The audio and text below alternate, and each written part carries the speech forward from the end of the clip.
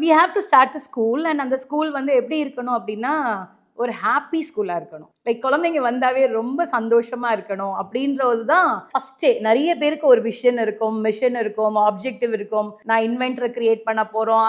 அது மாதிரி எல்லாத்துக்கும் நிறைய கனவுகள் இருக்கும். பட் எங்களோட கனவு வந்து ஒன்னே ஒன்று என்ன இருந்ததுன்னா, குழந்தை சந்தோஷமா ஸ்கூலுக்கு வரணும்.